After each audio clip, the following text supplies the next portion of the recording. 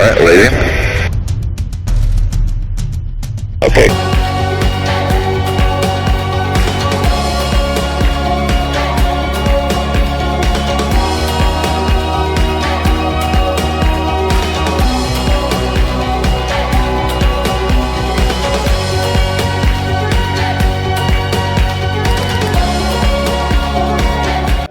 Ffenna tuli waka, kimanyi naawe oli eyo waka, oli ne famire yo, olina abantu bo, kubanga tetukyatambula.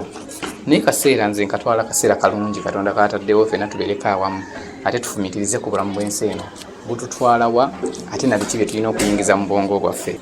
Okay, mu bintu bye tuyinza okukola mu mbeera ng'eno, embeera nga mbi, nze nandirowoozezza nti the last thing for men to do, oba ekintu ekyandisembeeyo omuntu kye yandikoledde omuntu we yenna, kwe kumusabira. Bw'oba olina abantu bo nga tolina ky'osobola bakolera, waakiri basabire. Mu kubasabira ntegeeza ki? Nti kano akaseera embeera etulaga nti ensi efuukuuse, naye amaanyi gaffe matono nnyo okukyusa embeera eno, naye amaanyi gaffe gasigala mu kusaba. Kati nkusaba muganda wange, jjukira buli muntu yenna akukwatako ku mutima.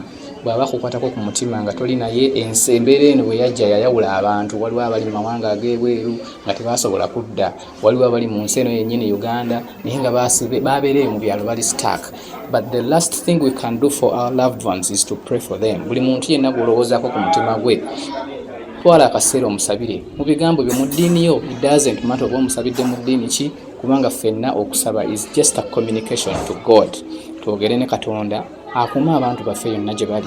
Twogere ne Katonda akume mikwano gyaffe bonna n'abantu bonna abatuyambye babeere balamu, kubanga at the end of it all byonna bigenda kukolebwa, naye Katonda yasigaza obuyinza obw'okuwa omuntu obulamu. So nkujjukiza, nkuzaamu amaanyi nti gwe naawe yogerako ne Katonda wo ku mulundi guno gwokka mweno embeera, yogerako ne Katonda wo akuwa amaanyi agasabira buli muntu, agasabira obulamu bwo, agasabira famire yo, agasabira abantu bo, mikwano gyo, abo abantu abasigala ebweru nga tebalina ngeri gye bakomawo, basabire, bateeke mu ssaala. Sabira mikwano gyo, sabira abayimbi, sabira abakulembeze, sabira banneyiba bo, sabira abantu b'okola nabo ku mulimu. This is the time you remember to pray for each and every person gwe wali toteekangako mu ssaala zo.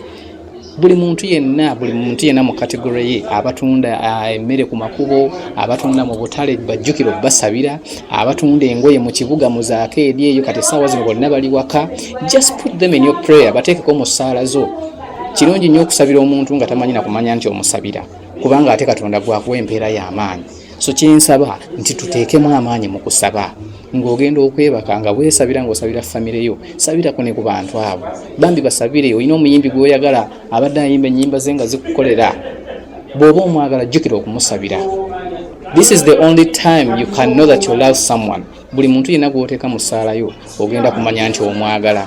Kikulu nnyo tusabiragane, kubanga tetumanyi kijja nkeera, kubanga tetumanyi bwe tugenda kuyita mu mbeera eno, naye ye Katonda amanyi. So mbazzaamu amaanyi era mbajjukiza nti mwesabire, mmwe mwennyini mwesabire, ate musabire ne bannammwe. Kijja kuwa empeera, ate kijja kuyamba ne Katonda naawe ate okuwa omukisa oguyita mu mbeera eno, ate obulamu buddemu butambule bulungi. Nsigadde ndi Philo Mwesigwa, motivational speaker, TV consultant, prayer warrior. Nze mbasabira bannaye buli Wednesday wano okwogera nsooka kusaba ssaala, ne nsabira buli muntu yenna ali mu nsi eno eya Uganda, ne nsabira baganda baffe abali ebweru eyo, abayimbi ababeera stack ebweru eyo, ne mbateeka mu ssaala because mmanyi buli kintu kyonna kiri wansi wa control ya Katonda.